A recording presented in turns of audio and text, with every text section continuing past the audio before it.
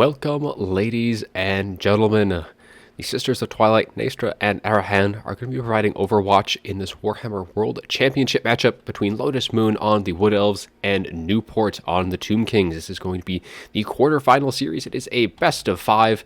And then for the Wood Elf army, of course, we do have those Sisters of Twilight going to be flying on in, and they are going to be bringing their conjoined destiny. So once their hit points do drop below 20%, they'll be getting a nice little 1900 point heal. And so they'll be able to use that time and again. So they're almost certainly going to be able to provide or be hitting their heal cap if they're a little bit cautious with taking that damage. We do have their nice little buffs being on their dragon, so that when they do drop below 50% health, they'll be getting a nice little buff with 10% base weapon damage and 10% armor piercing.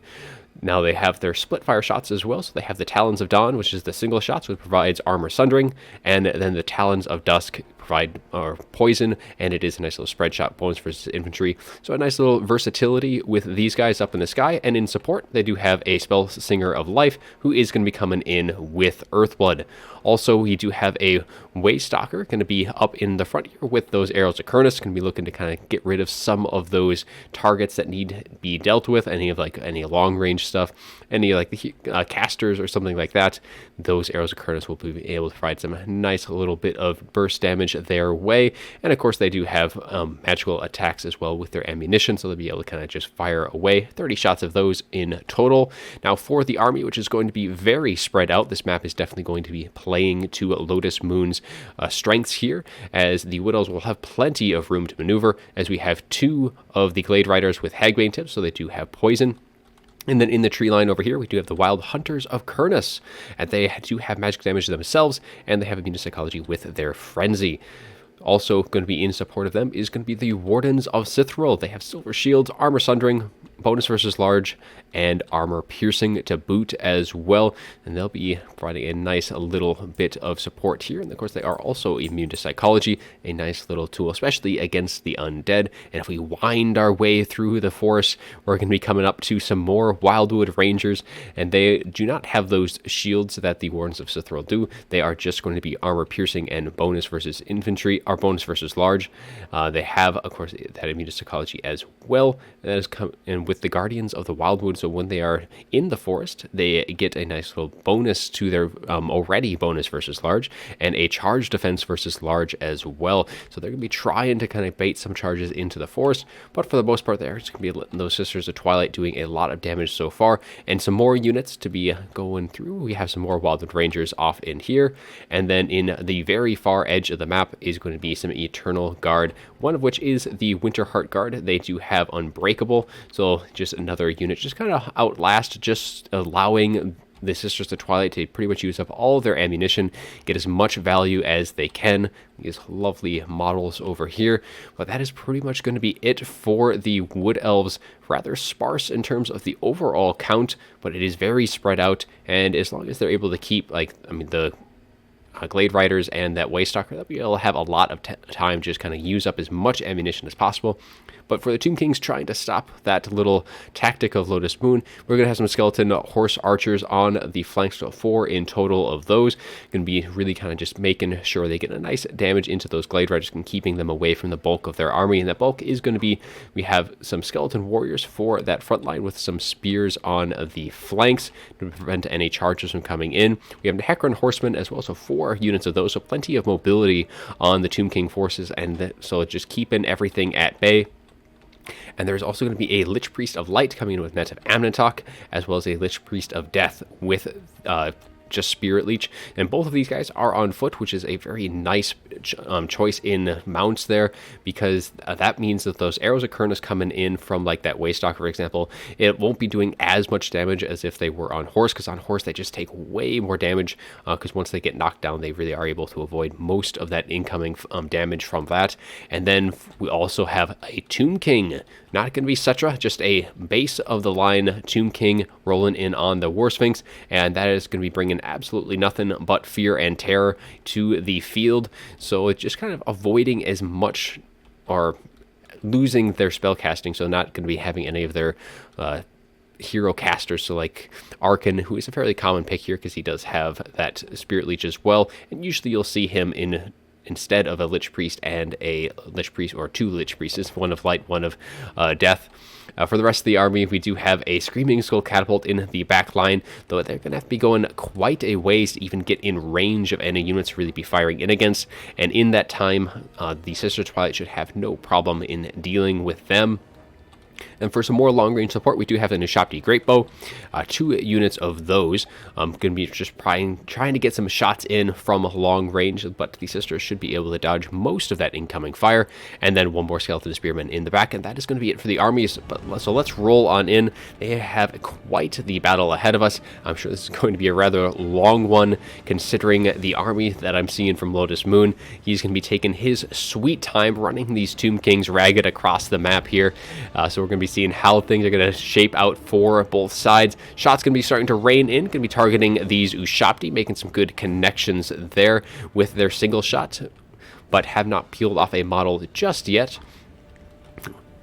We're not going to be seeing like any Way Watchers or anything of that nature. It is pretty much going to be down solely to the Sisters of Twilight, and then just going to be at the very end, once everything has just been run across the map, will the rest of the infantry engage. And they do have some, those Wildwood Rangers will do quite a bit of good work, and especially against like the Tomb King here, is going to be able to get through that, because with all that bonus versus large, shouldn't be a problem dealing with that as long as everything else is able to stay nice and healthy.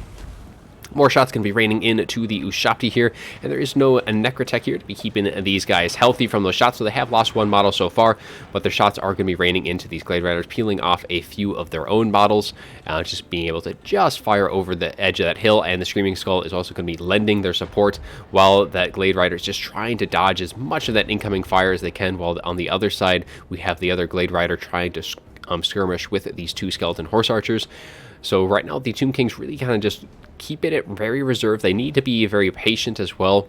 They need to probably just kind of slowly start moving forward. I really don't think that Screaming Skull is going to be able to land many hits. And pretty much is going to be doing is just kind of pulling Lotus Moon's micro in different directions. But for the most part, the Sisters of Twilight have been able to avoid all incoming fire, getting some nice hits into these Newport5886. They have used up a bit of their ammunition. They do have to be a little cautious with that, because using up all of that ammunition on just the Newport5886, you still have a bunch of undead to really get through. But the Newport5886 are a rather large threat, specifically towards like the Wild Hunters of Kurnus and all of the cavalry, because once if you get rid of these guys, these Skeleton Horse Archers aren't going to be too scary.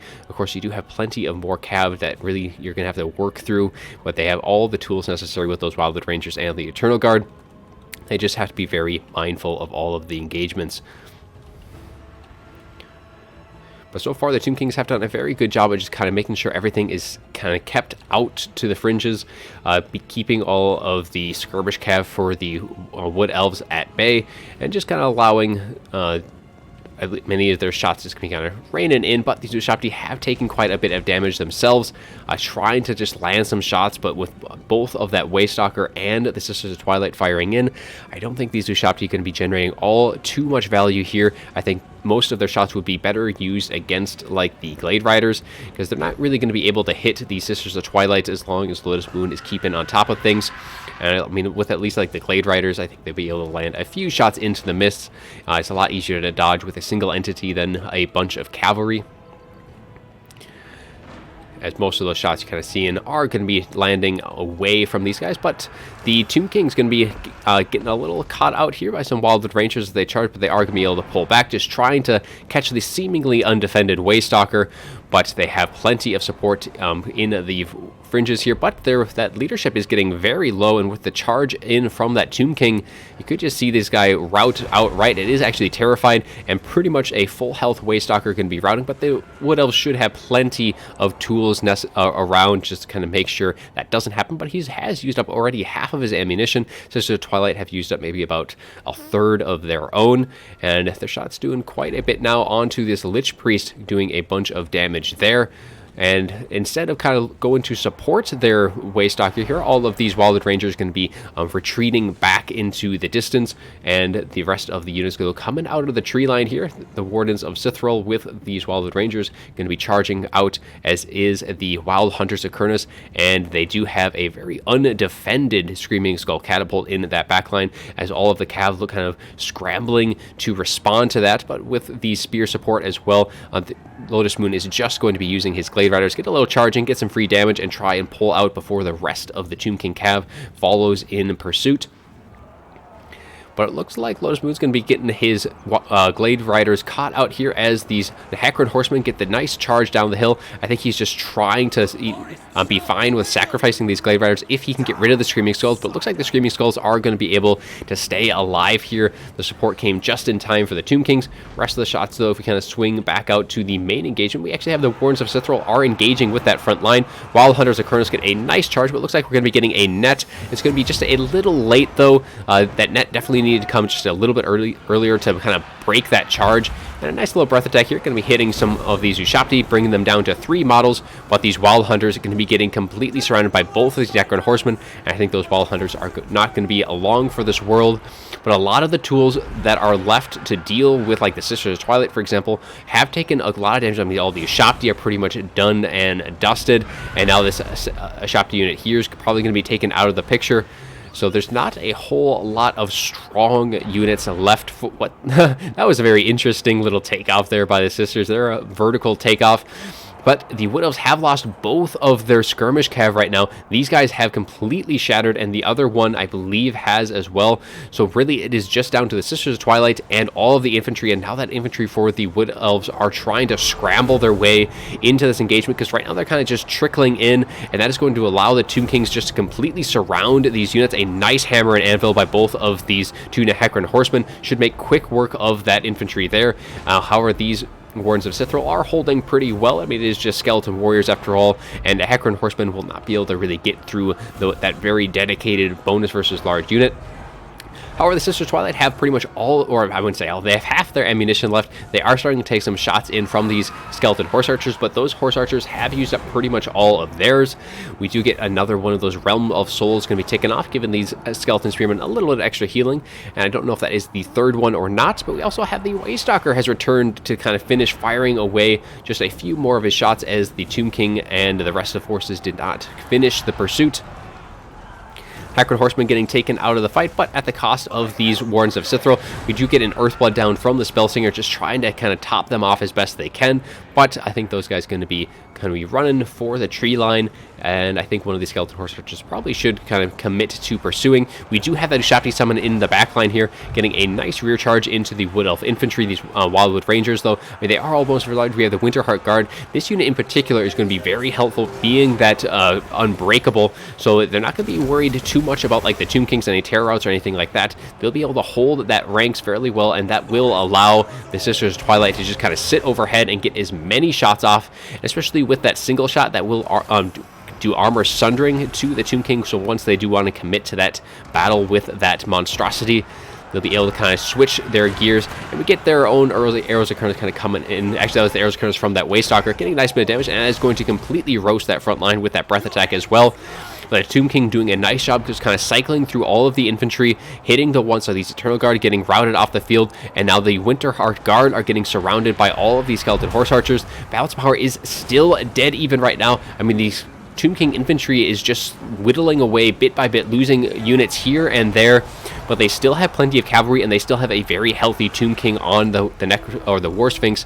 So that War Sphinx against the Dragon, I'm not really sure which side would come out on top.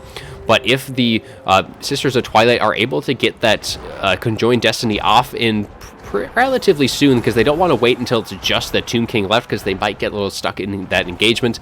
But if they get that healing, that's going to push that balance of power way in their favor. But so far, the Sisters have been very patient thus far with their ammunition, using it only when they need to, instead of just kind of being fire at will. Some more units are returning on the fringes, though, for the Wood Elves, as the Waystalker is using the last of their ammunition just as it's getting can be chased down by these Skeleton Horse Archers, but it's done its job. It's used up all of its abilities, and it has also used up pretty much all of its ammunition, save for maybe a shot or two. Just one shot is all that it didn't get off, so really losing that Waystalker, I don't think Lotus Moon needs to really commit to trying to save that, though that does present an isolated Skeleton Horse Archer, and I think that is kind of what that idea was there. Not so much saving that Waystalker, but isolating or getting rid of an isolated unit. Winter Heart Guard, though, are on just 15, 14 models left and dropping. And with that last unit, I think that's going to be pretty much it for the ground forces, though, for the Wood Elves. And that is going to mean that once those Winter Heart Guard are gone, that the single entities are going to have to remain in melee unless they're going to be going after a different unit that is close by. But they are going to be unable to kind of cycle charge, and that is going to be playing into the Tomb King's hands here, despite Balance Power being in the Wood Elves' favor. Losing these Winter Heart Guard, so that the Sisters of Twilight need to jump on this soon, or they need to be able to get some of their units back on the edges to kind of get them in, so they do get one of the Eternal Guard back. But these Winter Heart Guard are on just 3 units left, and the Sisters of Twilight still have ammunition to spare. That's going to be a lot harder to be getting their the exact shots that they need if they're going to be forced to be remaining in melee, and that Conjoined Destiny might just be a little harder to get off because it is a 30-second windup. But they are going to be trying to kind of isolate units as best that they can. A nice little charge in here on another isolated Nehekran Horseman, and a heal as well from that Spellsinger, given as much healing in, trying to keep these Wildwood Rangers, but they do end up shattering, and that is going to be pretty much it for the infantry. These guys are going to be getting chased off, and let's just see, and they are now completely gone. It is just down to 3 units left. I mean, there's a few routing units for the Wood Elves, but now that they have shattered, it is down to the Sisters of Twilight, the Spellsinger, and the Waystalker are all that remains against quite a few of the undead. We have Skeleton Horse Archers. That's not going to be too much of a threat. Skeleton Spearmen are pretty light, but they are all sitting fairly healthy as well. The shots are going to be starting to rain in onto the Tomb King now, and now that Sisters of Twilight going to be looking to commit to melee after it's used up all of its ammunition, though it does have that little chance to use up what it's got.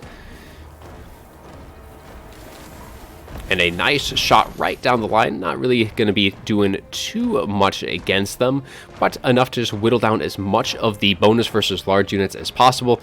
And these Nehekran Horsemen, they're just going to be crumbling away ever so slowly.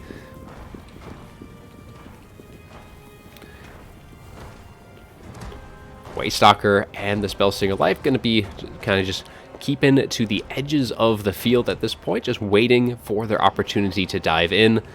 But they are going to be waiting until the Sisters of Twilight have used up the last of their ammunition, getting another heal off. That is going to limit the helpfulness of the Conjoined Destiny, but at this point, Lotus Moon really can't bank on that being a guarantee heal, because when you get down to 20% health, they are getting pretty low, especially with a Tomb King there on the War Sphinx.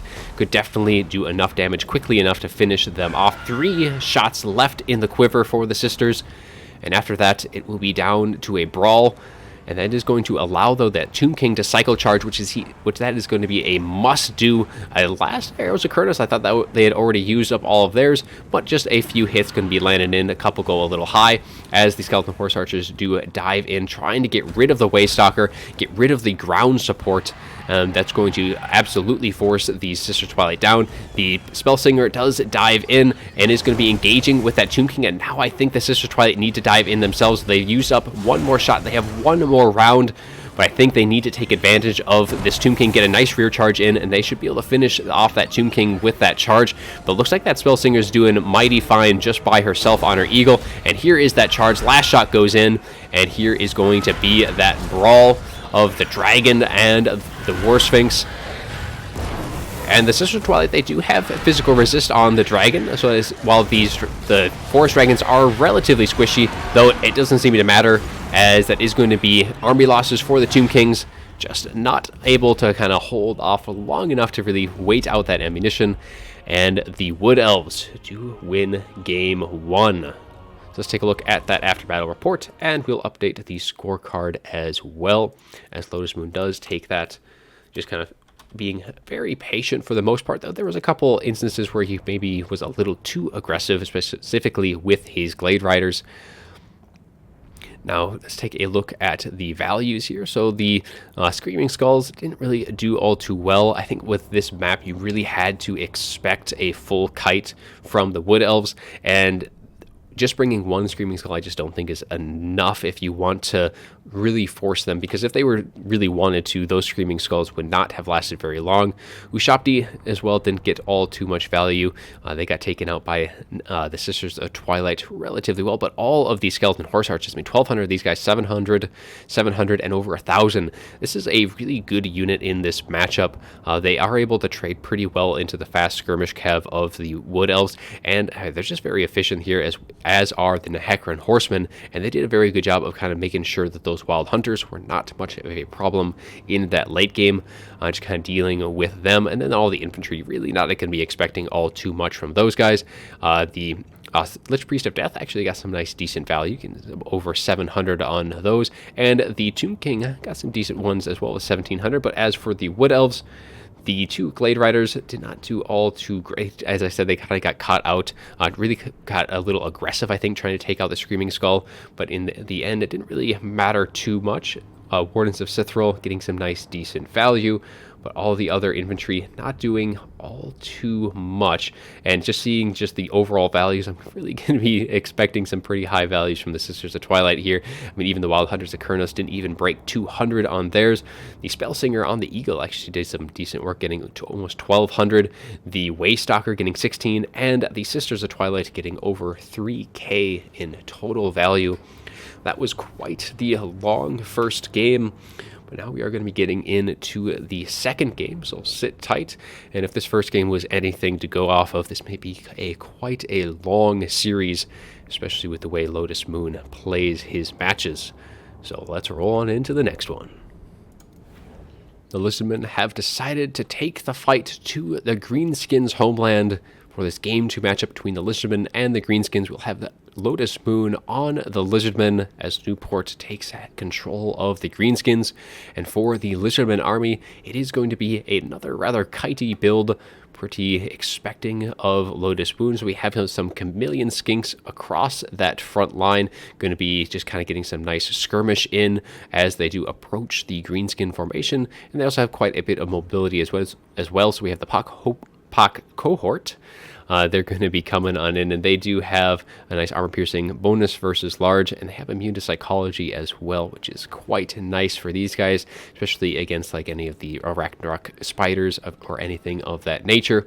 For the rest of it, we do have some more Pterodon Riders up in the sky for some nice mobile poison. Those rock drops will also be quite helpful in dealing with any of the more expensive or more tightly packed units. On the back line, we are going to be seeing some skink cohorts with javelins with some just regular skink cohorts kind of mixed into it, but really cheap in the infantry department. We're not going to be seeing any Saurus or anything of that nature.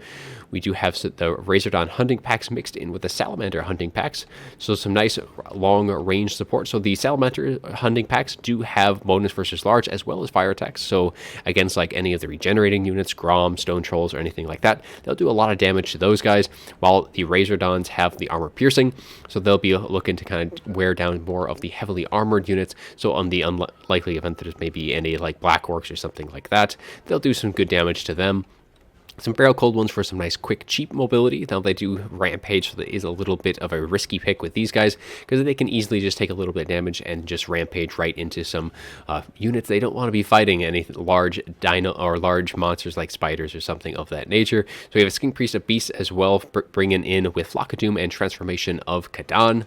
And for the Lord, it is going to be Krok-Gar, as we kind of move out a little bit. So Krok-Gar is going to be bringing the Hands of the Gods, so he is going to be doing a lot of damage, especially if it does hit like the Giant River Troll Hag, for example. It'll pretty much just one-shot them with how much damage it does, because it does do fire damage as well. So really against those regenerating heroes and lords, it'll just do quite a bit of good work there. We have the Swiftness of Itzel as well, so a little explosion and getting a nice little boost of speed, getting Krok-Gar out of any sticky situations, and of course he does have Cold-Blooded as well. And in the sky, there's going to be a Skink Chief coming in with Cold-Blooded and going to be up on that Pterodon, so a lot of quick mobility, a lot harder to bring down, and a bunch of ammunition with all of that being poison as well, so plenty of poison to go around for the Lizardmen, and one more Feral Cold one in the back line. Now for the Greenskins, we have a lot of mobility as well on their side, so we have a bunch of Goblin Wolf Rider archers, so there's going to be 4 units of those in total on the map. None of the Force Goblin Spider Riders Spider Archers, but there is going to be 4 Goblin Spider Riders. So there's going to be 4 units of those. So plenty of mobility on their side, but it is rather light. So against like in a straight up cav fight, these guys, I don't think they're going to be doing all too great. Goblin Wolf Rider Archers, well, they don't have poison. They are able to get some nice steady damage in, and I think that's kind of just the route that the Greenskins look to be going here. For the more heavy hitters, we do have some Orc Boar Boys really looking to contend that kite play from Lotus Moon. So they really do have a lot of those tools necessary to do it, because they have 3 of the Orc Boar Boys, plenty of skirmish cav, and just light cavalry as well. For the front line, it is going to be just Orc Boys across that front line, just all of it with shields, just kind of slowly tanking as much damage as they can. And then there's going to be an Arachnarok Queen as well for that fear and terror. She does have some Spider Hatchling summons, so she can get some nice little chases down, and they do have poison themselves when they are engaged in melee. And we have an Orc Shaman going to be given Gaze of Mork, as well as, I believe, actually I'm not really sure what the second one is going to be. Here we go. So that's plus 40 melee attack. So really put that onto, like, especially like the cav engagements, for example, will really allow these Orc Boar Boys. That will end up giving them a total of 62 melee attack, which is pretty considerable. For the Lord, it is going to be Skarsnik coming in with Fermented Fungi, really looking to try and counter that kite play as best they can. They really do have bring in those tools. So that Rampage minus 24 melee defense, also bring in Spite of the Bad Moon, and get back here, just kind of trying to keep everything in the fight for as long as possible, and a Goblin Big Boss to wrap things up with They Needs Stabbin'. So that is going to be it for the armies, so let's get things rolling. Now for the Greenskin army here, it is lacking a bit in terms of like archers, so the ground to air. They have to rely solely on these Goblin Wolf Riders, and they're really not going to be able to do probably enough damage to these Pterodon Riders. You don't have like Spirit Leech or anything like that to just kind of really whittle them down. It's just relying solely on like either the Gaze of Mork from the Orc Shaman, or just the steady fire in from these Goblin Wolf Riders, and they're sure not going to be able to bring down that Skink Chief, despite the fact of trying to get some shots off, doing a bit of damage there, getting that leadership a little bit lower, and that might be the way for them to get rid of it, but he's going to be very hard to bring it down from the sky, especially with all the other Pterodon Riders just kind of going across the field. And Lotus Moon has done a rather good job of kind of keeping everything very spread out as he is just kind of cycling around. We do get that transformation of Kadan going off, the screech of the Damned for the most part going off, and you can hear that thing, and you know that that thing is going to be coming for your casters. So he is going to be diving down just into the melee here, because it looks like just be assisting against like the Orc Boar Boys and against that Arachnarok Queen. But Krokgar going to be trying to finish off the mobility on the flanks. A nice rock drop there right into the backs of these Orc Boar Boys, going to be doing a lot of damage, and they're going to be all routing up. So this entire pocket of cavalry right here getting routed off the field from the Lizardmen, and now that is going to really open up this flank. So if the Lizardmen want to continue kind of falling back in that direction, they're going to have that avenue open to them. But in the backline, we do have some Force Goblin Spider Riders getting into these Chameleon Skinks, shutting them down, especially with the assistance of these Orc Boar Boys. Should be able to get some nice bit of damage off onto them. Feral Cold Ones do get Rampage, and this is exactly what they didn't want to get Rampage into, is that Arachnarok Queen. So the Arachnarok Queen should be able to get these guys taken out of the picture pretty early on, and that's Skink Priest at Beast needs to kind of hightail it out of there, but that is giving time for the Salamander Hunting Packs to get some very nice volleys into these Orc Boar Boys and these Force Goblin Spider Riders. So at the loss of these Chameleon Skinks, they're terrified right now, but they should be back in the fight momentarily. Skink Court with Javelins also getting some decent volleys in it, especially like all of these Javs getting fired into the Arachnarok Queen will do a lot of damage. I mean, it's 120 models of Javelins throwing from each and every one of them. We actually get the Skink Priest is going to be rampaged over here, and that is a very good use of that fermented fungi, who's going to be forcing it down into the ground, diving onto Skarsnik. But luckily that Feral Manticore was close by and is able to get some hits into Skarsnik, but it might just be enough to deal with that Skink Chief. Now, unfortunately, that's probably not the best trade in the world, losing your Lord in the exchange for a single Skink Chief, but that Skink Chief is such a pain with all of that ammunition to really deal with. But Skarsnik does shatter, and that is a big loss for the Greenskins, and they still have their Orc Shaman, but it is not in the best of locations, as that Feral Manticore is right close by, and a nice little dive down onto the Orc Shaman might be able to finish off the leadership completely, and another Gaze on Mork going off into that Skink Chief, but it is unable to bring it down. It's still alive and operational. and things are looking pretty good for the Lizardmen at this point. The Greenskins just have been really unable to get the engagements that they want to. I think part of that, like having Krokgar has done a very good job of kind of being where he needs to be, and that loss of Skarsnik was so unfortunate for the Greenskins. They really did need him around. Those rampages would have been very, very critical here, especially here in the late game, as now all of the hunting packs, they have pretty much free reign on the battlefield. I can't really see anything that can chase them down. All of like the Force Gum Spider Riders, there is some Orc Boar Boys and the Razordons, and all those units just being able to get some very easy volleys into these Orc Boar Boys, going to be beating them down. And with Krokgar's Fear and Terror, these Orc Boys going to be terrifying out, and the like Pak Hopak cohort as well, getting a lot of damage in. The Salamander hunting packs turning their attention now to this little blob of cavalry in the tree line. The Skink cohort with javelins holding them in place for just long enough as the Salamander is going to be getting into position. And I think these Goblin Wolf Riders are going to be trying to make sure those shots don't go off, but it looks like instead they're going to be making a line for this center engagement where pretty much this battle is going to be decided. But the Greenskins are actually pulling the balance of power back, though I'm not really sure if they're going to be able to bring down Krokgar at this point. They do get a nice little charge into the Salamander hunting pack, shutting them down for the time being, but Krokgar is not far behind, getting a nice little charge into them and should be able to rout them off. And I'm really not sure the Ragnarok Queen, I can't believe I forgot that the Ragnarok Queen was even on the field. But yeah, the Ragnarok Queen is going to be the only tool that can really bring down Krokgar at this point. And if the Salamander hunting packs are able to kind of get out of this engagement, and those volleys are going to do a lot of damage to her, but they are going to be just trying to clean up this side of the engagement, trying to just clean things up. They still have some cavalry, they have their flyers as well, and I don't know if the Skink Chief is still alive or not, and that answers it right there. No, he is not. He's shattered off the field, so no more aerial poison from him, and all the Pterodons have also used up their ammunition, so no more poison for the Lizardmen. Greenskins, they still have some left because we have the Ragnarok Queen, which does have poison ranged on her back, and we still have like Force Gum Spider Riders, the melee variant all across, so there's going to be poison from the Greenskins here, and that is going to be a nice tool to help kind of just slow down the Lizardmen as they try and just get some space to fire in with their Salamander hunting packs. The thing with the Salamander hunting packs is they're not super fast. Like these guys have 54 speed with that poison applied to them. The Salamanders have 70. Well, that's just slow enough to allow like all the Force Gum Spider Riders to really get on top of them, stop them from engaging, but they're not going to be staying engaged in melee too long. They're very low in terms of leadership, and Krokgar would like to be over here to kind of assist because just the Pak Hopak might not be able to really finish off these Orc Boar Boys at least quickly enough, and he is going to be charging right down the hill to kind of clean these guys up. Again, just make some space for the Salamander hunting packs because they need some shots into that Arachnarok Queen to get her health down just a little bit, as the Greenskins do look very strong here. They just have so much infantry left as well. All these Orc Boys have been able to really withstand all of the shots for the most part. So really, while the Greenskins did lose a lot of their like mobility game, they lost a lot of their cavalry, a lot of their Force Gum Spider Riders, they didn't lose it all, and it's been just enough to, and they have enough infantry left, I think, to really grind this down. But just we had a Flock of Doom go down, as we also have Here We Go, which is giving plus 40 melee attack, and that is in an AoE by the looks of things. So that is a bunch of melee attack buffs across the board. But it looks like Krokgar is trading pretty well into that Ragnarok Queen despite that 40 melee attack.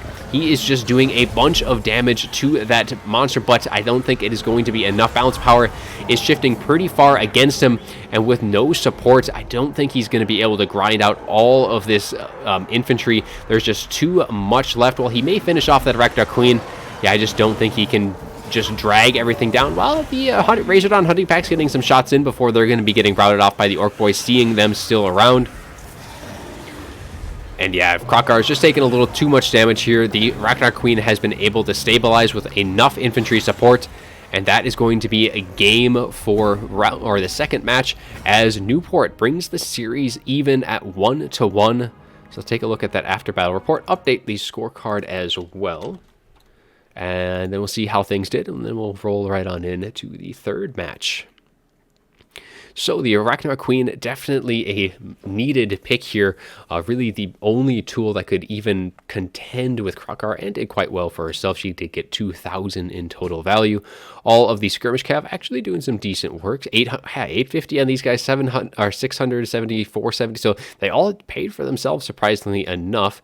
The only one that didn't was this one that got 181. So enough steady DPS, and being able to use up all of their ammunition is able to lend towards some nice bits of value there. Rest of the cav really didn't do all too well. They did get kind of caught out earlier on, and then all of the Force Goblin Spider Riders. These guys actually got 900, getting some nice value in. We're really able to get on top of like the Chameleon Skinks, I think was the big one there. Being able to catch those guys and force them off, because that's normally a very hard unit to deal with, but having all of these just cheap mobile cavalry really did pay off for them. And then for the rest of the infantry, they had so much left, and these guys got 800 value. The Goblin Big Boss, nothing really too great. Orc Shaman, and then Skarsnik. So actually, when Skarsnik got taken out of the fight, I thought that was pretty much done and dusted for the Greenskins, but they were able to claw their way back. That Ragnarok Queen definitely played a major role in that. Now, as for Lotus Moon's Lizardmen, the Pterodon Riders did okay work. Pack cohort. Little fun tongue twister there. The Salamander Hunting Packs and the Razordons really didn't do anything too great, and I think the Feral Cold ones, while it's nice to have that quick mobility, it's just that rampage on those guys is such a problematic thing, because we saw at one point where one of them rampaged directly into the Ragnarok Queen, and that is the last unit it wanted to be engaged with, short of like some Black Orcs or something like that. They did not want to be there, and there's nothing that the Lizardmen could do about that to save that unit, and that was pretty much a lost there. All of the Chameleon Skinks got taken out pretty nicely by those first kind of Spider Riders, as I was mentioning a bit earlier, and then all of these Chameleons they just didn't have enough.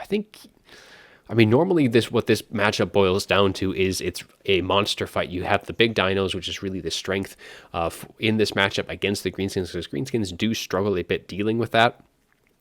But you also have to be mindful of the kite, which is what Lotus brought, and Newport definitely got the builds right here, knowing Lotus Moon quite well, expecting the kitey build, and that is exactly what he went with, and he had all the tools necessary to deal with it. Krokar did okay, 1800, and then the Skink Chief still got 970, even though it was taken out of that fight pretty early. At least in terms of the overall battle. And I think had that guy been around, maybe a little different. At least it would have been able to get poison into that matchup, because in that final matchup, only Krokar was being poisoned versus the Greenskin army, and that also just played a nice little role into that Arachnarok Queen just trading just well enough into Krokar to really make sure he finished the job in that department. But that is it for Game 2. Now let's roll on in to Game 3.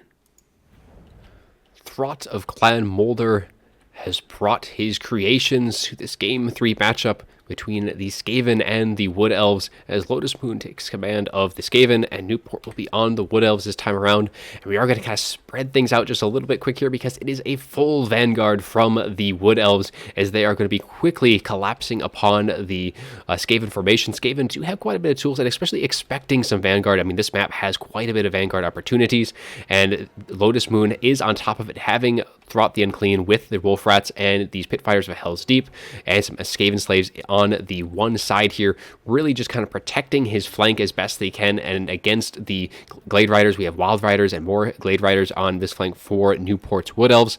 And for Throt the Unclean, if we can quickly get his abilities in, he does have his Beast Pack, so a nice Rat Ogre summons. He has Creature Killer giving bonus versus large, and he has Remoldered for a nice bit of healing, and Master Controller for +4 leadership and melee defense. For the center ranks of the for the Skaven, we do have some Gutter Runners with poison, just kind of be slowing the Wood Elf approach as quickly as they can. But there's going to be a bunch of Skaven Slaves. We have a Plague Priest coming in. Looks like we have the 2 summons there, so we have Plague Monks and the Clan Rat summons with Vermintide and Pestilent Birth.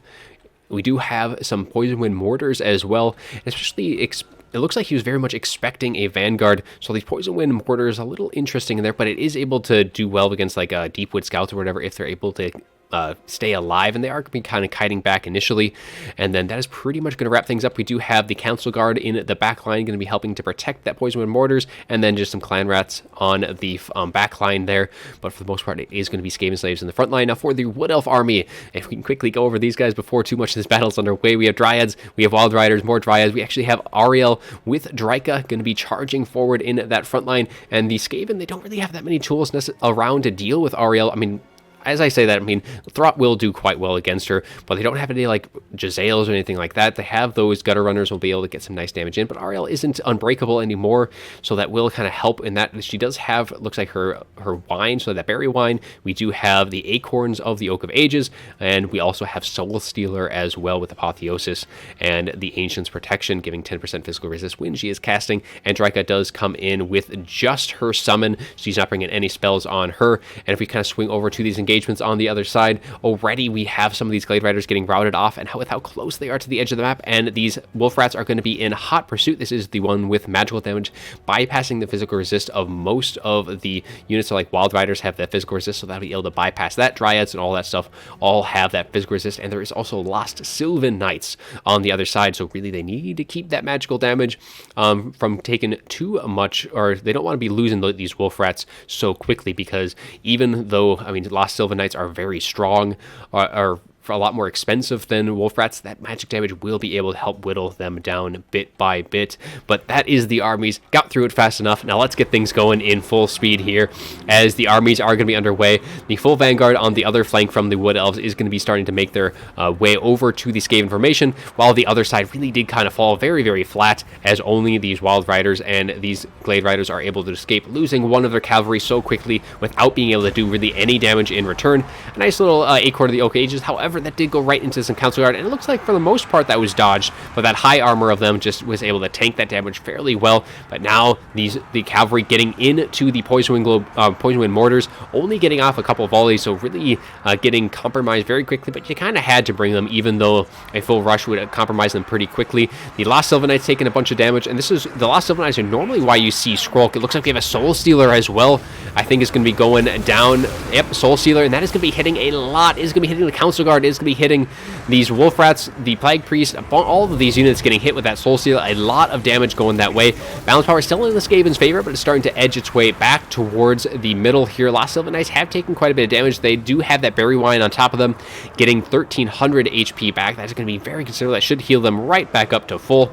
And the rest of the Skaven formation is just really broken down, and actually the Mortars have been able to really kind of get clear of this engagement, as these Rat Ogres should be able to get rid of these Glade Riders and then free up these Poison Wind Mortars to fire away once more, especially the Gutter Runners as well. Going to be really everything's committing to saving these Mortars on this flank, while this engagement over here is going pretty well for, I was going to say pretty well for the Wood Elves, but the Lost Sylvan Knights have taken a bunch of damage themselves.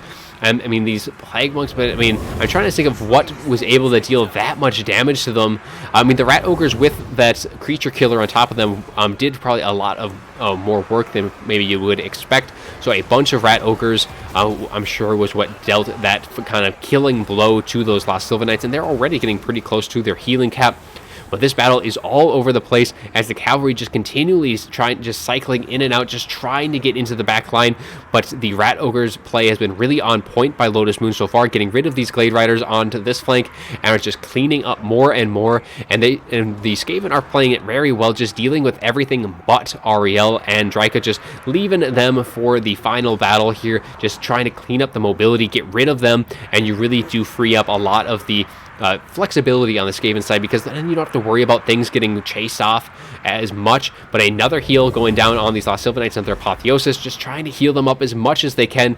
But Throt is in hot pursuit, trying to chase these guys down, get as much damage in. They are going to get a little stuck in with some Storm Vermin on this. We have the regular sword and boards over here. And the Plague Monk, though, is taking quite a bit of damage from Dryka and Ariel. Not really in the best spot here, but the Skaven's attention is pretty much elsewhere, as the mortars are still able to fire away, shattering more of the mobility on the flanks. Wolf Rats, Rat Ogres, all that still healthy, and these Lost Sylvan Knights are just on slivers of HP. Throt has done a very nice job at dealing damage, even though these guys have an insane amount of physical resist.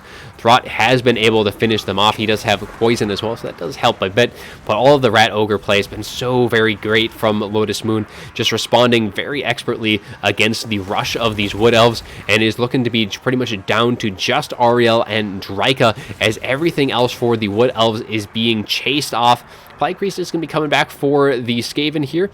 We still have a few Dryads on the flank, as the Gutter Runners, the Poison, have used up all of their ammunition, and the Poison Wind Mortars are going to be firing in just probably the last of their shots. I don't think they're going to be firing too much more in, just looking to get rid of the Dryads, and then once the Dryads are gone, I'm sure that those Mortars are going to be just kind of facing the other way, not wanting to be firing into these blobs, because they'll be doing more harm than good at that point. And I think they've already kind of decided to just start firing at some of the units on the flanks, as the Dryads do kind of try and chase them down. But really, that Poison Wind Mortar, not really the biggest threat on the field right now. It's pretty much Throt, all of the Rat Ogres, and the Storm Vermin are going to be the biggest problem for the Wood Elves in this late game. And the Council Guard, they do have Guardian. They are unbreakable as well, and they are on just slivers of HP, though. They have 500 health left, 24 models, so a Soul Stealer might just outright... I don't think it'll outright kill them, but it'll get pretty close. And they are getting... But as long as a single model remains, they'll be able to give that Guardian to Throt. But I don't think that's going to matter too much, because Ariel and Drika both have magical attacks, so that Guardian is not really all too important in that engagement. Some Clan Rats just kind of slowly feeding them to the two heroes left for the Wood Elves, as the Skaven just kind of condense their units, just getting as much in as can. But the Pitfires of Hell's Deep do actually end up rampaging. They've reached that final stage of their Berserk ability, which is what they get being that ROR, and normally that's pretty good. It gets them some nice bonuses in melee, but here it is kind of playing against the Skaven, as they do end up charging in. They do regain their senses. Actually, I was going to say that they have not regained their senses just yet, and Throt is going to be getting close by. He does pop that Creature Killer, so that bonus versus large, that immune to psychology, going to be applied in an AoE on all these units, going to be really doing a lot of damage now to Ariel, and the last of the infantry support going to be getting routed off here, as Throt looking to get some nice charges in. An Acorn of the Oak Ages getting dropped right into the middle of this blob, trying to do as much damage, but Throt charging in should have no problem in dealing with Ariel. That is pretty much why he is here, to deal with those larger targets, and he is doing a very good job so far. Looks like going to be getting another summon in from that Plague Priest, just kind of slowly feeding in more and more. This is going to be Plague Monks, so a lot of Winds of Magic left for the Skaven by the looks of things, if they're able to kind of pull those out of the back pocket. Very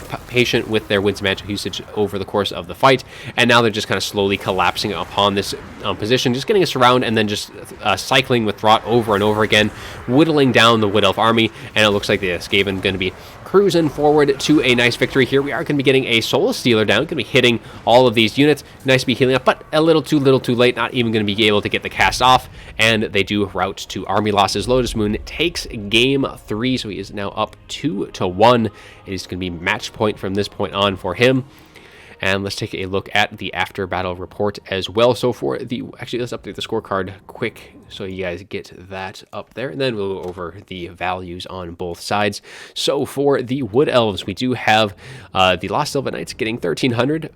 So despite the fact that they actually took a lot of damage very quickly, they still are able to get 1,300. They do cost 2,000 though, so not quite able to pay for itself, but I think that's going to be a lot better than the rest of the cavalry for the Wood Elves.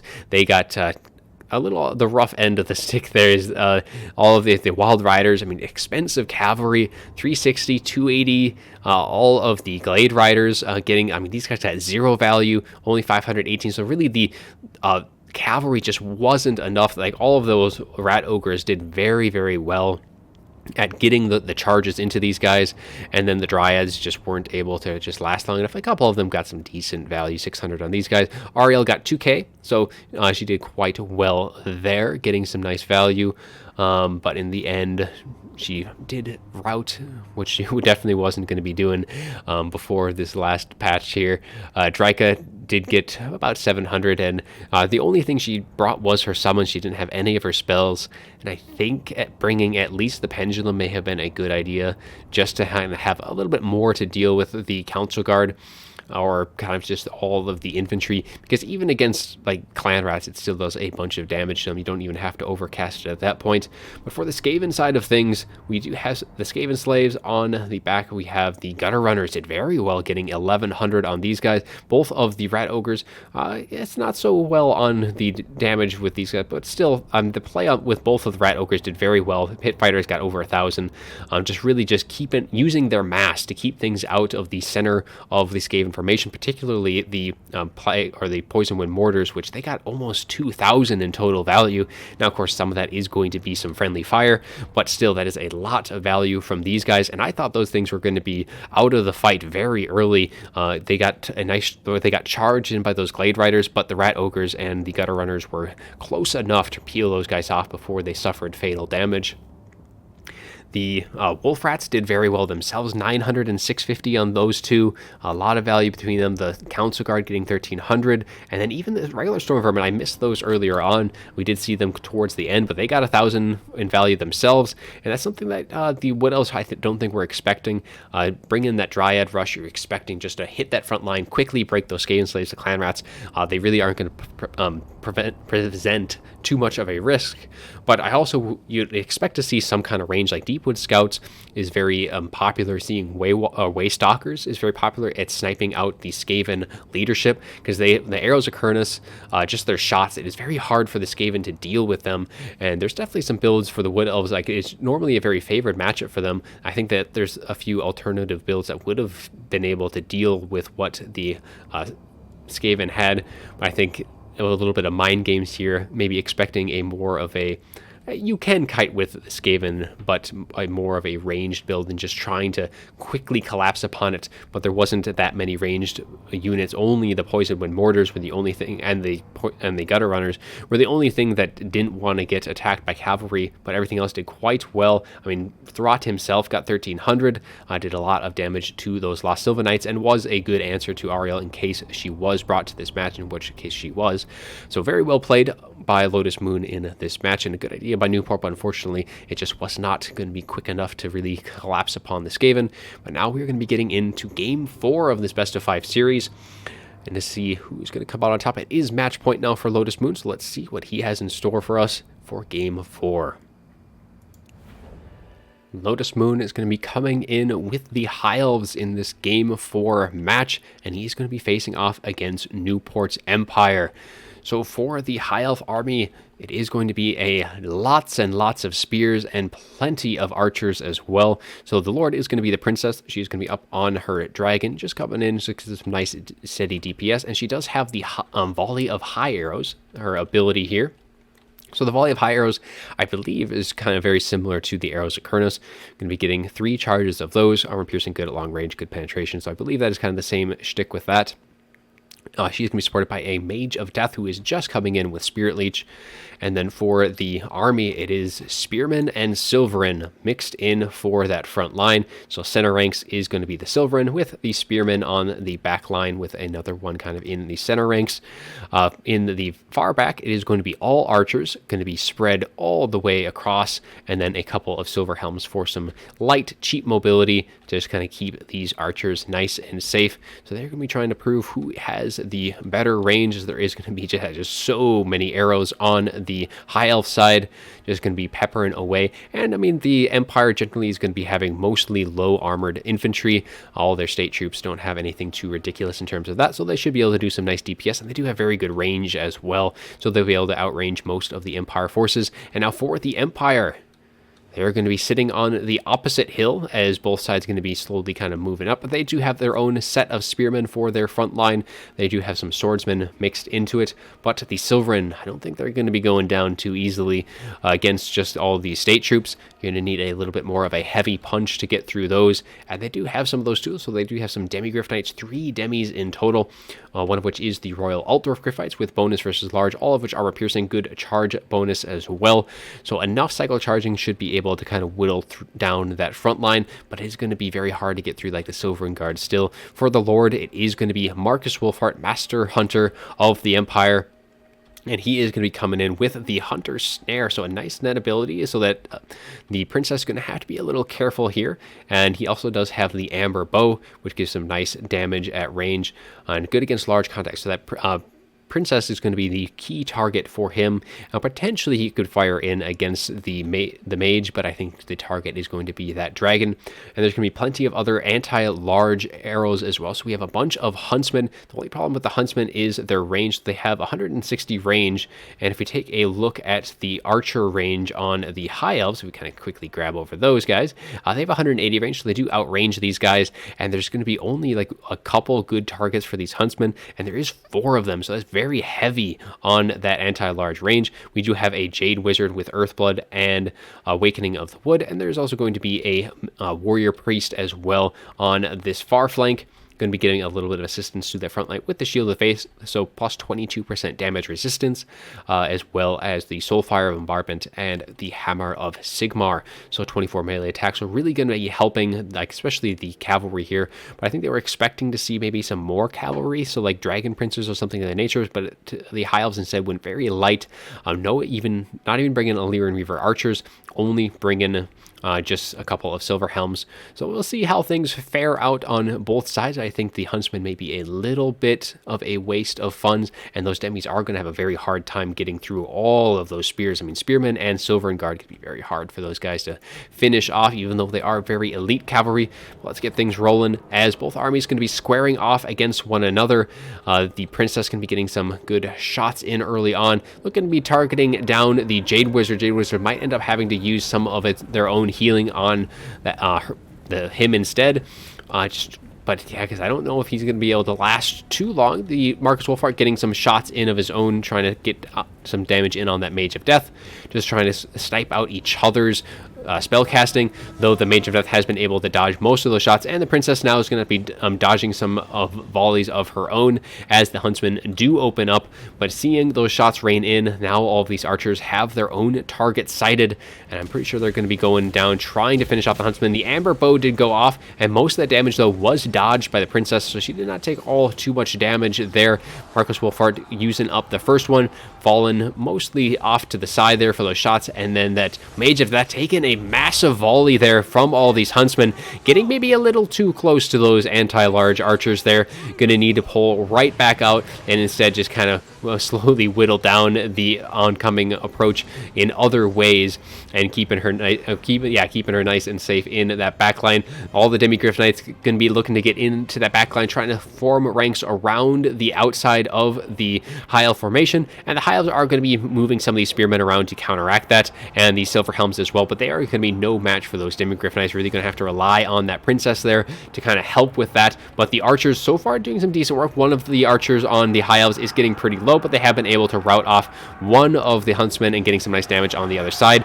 These Spearmen on the flank were able to screen most of the charge from the Royal Altar of Gryphites, allowing the Silver Helm to get their own charge in, but they are going to be trading very well into those Silver Helms as the Royal Altar of Gryphite, but they are taking a bit of damage themselves. These archers raining in some shots, slowly whittling things down, and on this far flank here we have a Spirit Leech onto these demis, trying to peel off as many models as the Silver Helms get the charge off on them, and that is going to help that engagement even more so, especially with the Princess there. It looks like we're trying to get an Awakening of the Wood or a Soulfire Bombardment is going to be what's dropping down, so the Warrior Priest really assisting them, so they do drop all of his buffs, so the damage resistance, the melee attack, and Earthblood as well, healing down, trying to keep these demis in the fight for as long as they can, but they are taking a bunch of damage, and they are getting very low themselves, and they get terrified off by that dragon.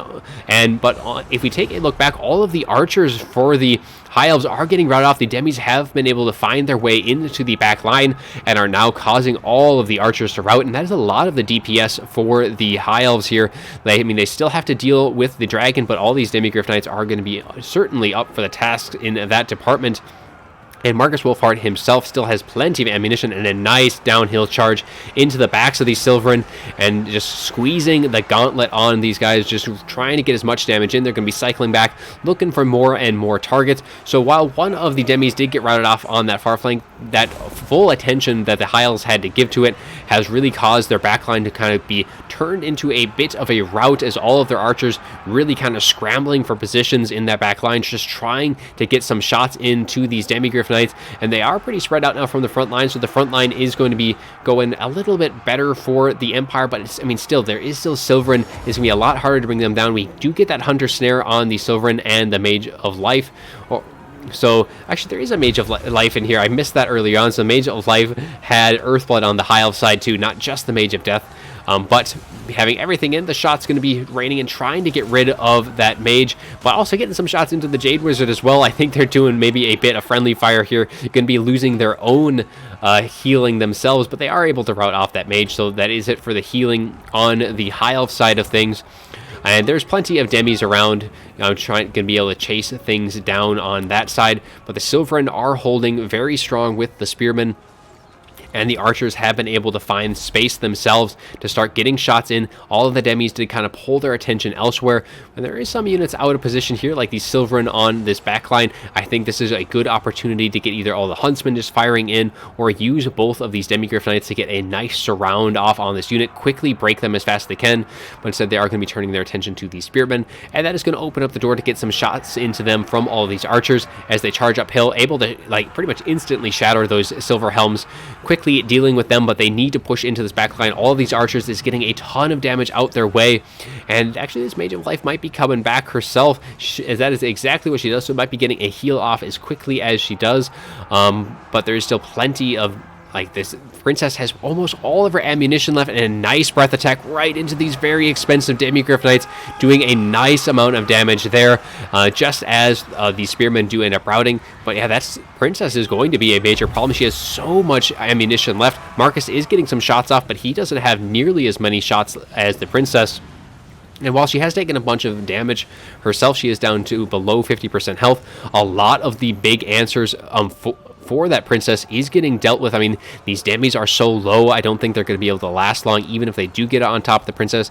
And all of these Huntsmen, they are losing so much of their ammunition, and I know they have to spend it to kind of whittle down all of these Spearmen, but these are anti-large missile fire, and that is what needs to be targeted towards that Princess if they're going to be able to bring her down, because Marcus alone is not going to be enough. We do get those arrows of the High Elves going off right into the back of those demis, going to be actually shattering those Demigryph Knights, and now all of these Huntsmen getting pushed back by these Spearmen. The Spearmen are going to be thinking against that, going to be pulling back themselves, going to be taking the hill once again, just allowing all these archers to use up their ammunition, and particularly the Princess, who has so much time left to use all of her ammunition. And as Soulfire goes down, trying to catch the the Spearmen, maybe clipping a few of the models, but for the most part that missed their shots. And I think now that Princess, seeing the target priority going down on the Warrior Priest, trying to get rid of more and more of the hero characters from the Empire, as I believe that Jade Wizard has long since left this world, and that Warrior Priest is next on the docket for the Princess's ammunition. And balance power now pretty heavily in the High Elf favor. There's pretty much no answer.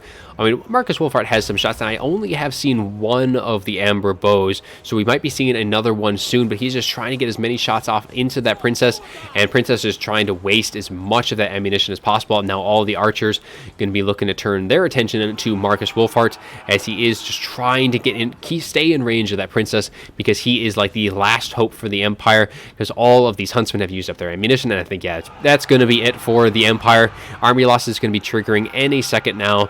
There's just not enough left to bring down the Princess and all of like the Spearmen. There's just way too many units for the High Elves left. And with the last of the ammunition being spent by Marcus, that so does the last of their chances, as the Princess is going to be able to just stay up in the sky for the remainder of the fight, fly directly overhead all of the units left. Even though we do get a net going down on the Princess, she does get her arrows off, and it is going to stagger Marcus. So if Marcus was trying to get that Amber Bow off, that Amber Bow going to be a little harder. So we'll see if we're going to be getting a final send-off from Marcus Wolfhard before he does end up routing. It does not look like that is going to be the case. That is going to be army losses, and Lotus Moon is going to take the series 3-1. So let's update the scoreboard here, and then we'll also go over the final battle after report before we close things out for the day. So for the Empire, the Demigryph Knights were able to get some decent value between at least two of them. These units that were kind of up on the hill, that with that princess in assisting that engagement, they really didn't last too long, even with the warrior priest assisting them. That was a little unfortunate because they got really kind of caught out, like they were going to charge, and then they were the ones that ended up getting charged, and that was kind of a big thing because, I mean, Demigryphs, like, they have like 60 charge bonus, so they really need to use those, especially the regular ones. They are shot cavalry, and their charge bonus is part of their strength, and they need to use that, and that was just kind of one of the things they didn't get that off. While the Royal Altar Grifffites, they have those halberds, the anti-large. They can sustain themselves in combat a little better, but you need the charge with the other demis. For the rest of the forces, the Huntsmen, they were able to get some nice value, 1,100 on those guys, 800 on them, so not a complete waste of funds. They definitely didn't have as many good targets to shoot in against, and they did have a very spread out formation, so incoming archer fire, any spells going their way would have been a little less likely to do as much damage versus like crossbowmen or something like that, or just regular archers. But again, just not quite enough, and the spearmen were not going to be able to hold up against spearmen and Silverin. Silverin were just cut above the rest here, like even the warrior priest. Jade Wizard got some good damage, and Marcus Wolfhard did get 1,900. But overall, it just was not enough to bring down the princess. Princess herself did get 1,500 on her, and then the Mage of Life, Mage of Death, and then all of the Silverin. There's such a tough unit to really wear them down. And I mean, these guys got 1,200, really able to do a lot of good damage. I imagine that would have been against some of the Demigryph Knights. And then all of the archers, 800, 900, 600, 700, 800. So a lot of damage value from these guys. And so it's just pretty much a archer duel between both sides. And the High Elves, pretty much known for their archery, is going to be pulling out on top for sure in this matchup. Silver Helms actually did pretty good work, almost 900 on those guys, and 500 on the other one. Enough mobility to hold back the demis. And at a time there, the Empire did look like they had a good chance because they had gotten into all the archers. They had forced them all back, but unfortunately the High Elves were able to regroup their archers and start turning their attention back towards those high-value targets, and were able to pull off. And again, Lotus Moon was very cautious with his ammunition on his princess. That princess had, like, I think, like 75% of her ammunition left, and with no ammunition left on the Empire, there was nothing that they could have done at the end there to even force that engagement, as the princess would have just wrecked everything by herself at that point. But very well played by Lotus and Newport here in this battle, and that is going to be all I have today. This was the quarterfinals, so that means Lotus Moon advances to the semifinals, as you may have seen some of those streams from the other day. But we are getting close to the end game now for the Warhammer World Championship. It is anyone's game, and we'll see just who's going to come out on top in this coming week. It's going to be very exciting to see those fights, and I'm going to be looking forward to watching it, as is all of you guys. But again, thanks for watching. I do hope you enjoyed the video, and as always, have a good one.